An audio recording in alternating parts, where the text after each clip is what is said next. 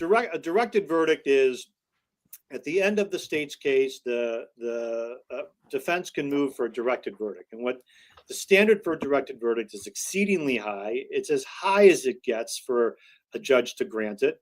It is called a directed verdict of acquittal. It is essentially the judge looking back at the case and saying, I look at the evidence that the prosecution presented. I take it in a light most favorable to the prosecution.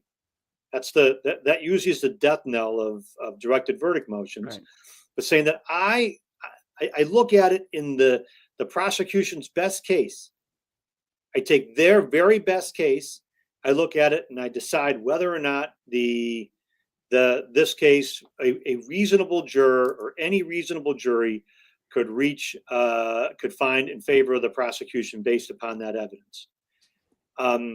They are very rare. With all this, how can this judge say, I'm going to put it in the hands of the jury to decide? Does that help the prosecutor any, or does it help the prosecutor more to say, I'm stopping this right now? Yeah, I mean, there's no doubt that, if the judge throws the towel into the ring, and stops it, it helps the prosecution because, no longer are we looking at them for what they did, should have done, might have done.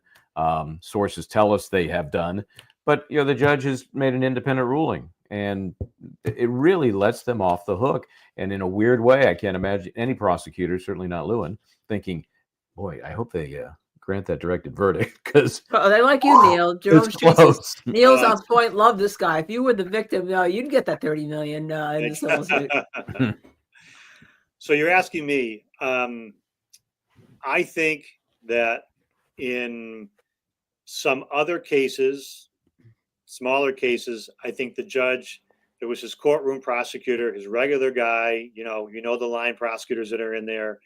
I could imagine a circumstance where the judge looks over at the prosecutor and says, I'm granting a directed verdict. And then after he does it later on, pulls the young prosecutor inside and says, look, I just did you a favor.